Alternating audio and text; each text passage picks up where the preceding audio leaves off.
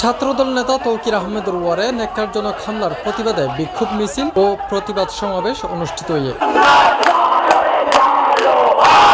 আওয়ামী লীগ, যুবলীগ, ছাত্রলীগ ও স্বেচ্ছাসেবক লীগের চিহ্নিত সন্ত্রাসী আতত ৩০ নং ওয়ার্ড ছাত্রদল নেতা তৌকির আহমেদের ওয়ারে হত্যার উদ্দেশ্যে ন্যাক্কারজনক হামলার প্রতিবাদে দোষী শাস্তির দাবি জানাইয়েরা নভেম্বরের 14 তারিখ বৃহস্পতিবার চট্টগ্রাম নগরীর সদরঘাট এলাকার বিক্ষোভ মিছিল ও মানববন্ধন গজ্জে বাংলাদেশ জাতীয়তাবাদী ছাত্রদল সদরঘাট থানা চট্টগ্রাম মহানগর।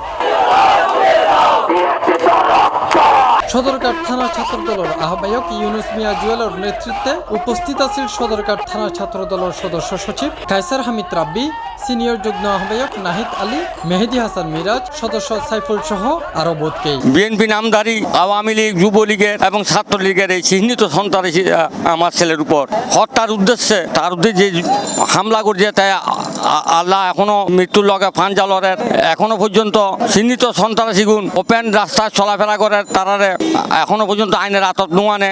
তাই আমি অনুরোধ জানাই, আমি জনতার মেয়র জনাব সাদাত হোসেনের কাছে আকুল আবেদন জানাচ্ছি আমার এই সন্তানের বিচার যেন দ্রুত করে এবং এই চিহ্নিত সন্ত্রাসীদেরকে যেন আইনের আওতায় আনায় দৃষ্টান্তমূলক শাস্তি দেয়। আমি তকির ভাইয়ের আপন ছোট ভাই, আমার পারতেছি না আমার ভাইয়ের কষ্ট সহ্য করতে।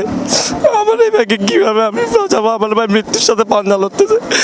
আমার ভাইকে নিরীহভাবে হামলা চালিয়েছে, আমার ভাইয়ের মাথায় আঘাত করেছে অস্ত্রের পিছনের জিনিস দিয়ে। আমার ভাই এখন আইসিউর মধ্যে, পার্কির মধ্যে।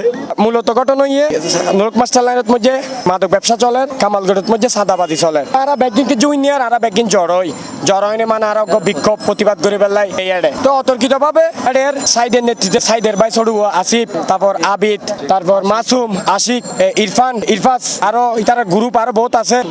ইতার আরো অতর্কিত ভাবে আরো অস্ত্র দিয়ে বন্দুক টন্দুক, তারপর তোর অস্ত্র ক্রিস আরো ছোট ছোট নাইফ টাইপ এটা লইছে। তারা হঠাৎ করে আর ইয়ার তকির উদ্দি অতর্কিত ভাবে হামলা চালাইয়ে তার ফসা আরো বহুত ইন্ডিয়া দোয়ানদারক কল আছে তারাও ইন্ডিয়া থেকে তারা দাবি ইবে আর উদ্দি অত্যাচার চালাই আর তার দ্রুত শাস্তি বিচার চাই। ওনারা জানন আজি প্রায় 4-5 দিন আগে ঘটনা কান করছে তো এর মধ্যে সানাবাজির বিরুদ্ধে যাই না ও যাই না প্রতিবাদ করতে যাই যদি আহত হন ফর অলরেডি ডেড আইসিউর মধ্যে আছে। তার মধ্যে আর কিজম দেয় সরকার সিটি কলেজ ছাত্র দল পক্ষতুন আর তীব্র নিন্দা প্রতিবাদ জানায়। স্বৈরাচার সরকার খুনি হাসিনা ফালা গিয়ে কিন্তু তার দোষরক করলে এখনো পর্যন্ত এলা হাত ঘুরে বেড়ায় এখনো আছে। তো যার কারণে আর ছাত্রদল এবং এই 30 নম্বর ওয়ার্ডের অঙ্গ সংগঠন ব্যাকুনি তারা প্রতিবাদ হইতে গিয়ে যেহেতু তারা এখনো আনাচে বিভিন্ন রকম আর এই ছাত্রদল এবং ছাত্র জনতার সাধারণ জনগণের ভয়ভীতি লাগাই এনে আগের মতো চাঁদাবাজি হরি যার তো তারা প্রতিবাদ হইতে যাই এনে আর ফকল যেহেতু চলি যাই তারা হতাবার্তা হই এনে পিছনত্তন অতর্কিত হামলা দিয়ে এনে প্রায় কয়েকজনের গুরুতর আহত হচ্ছে।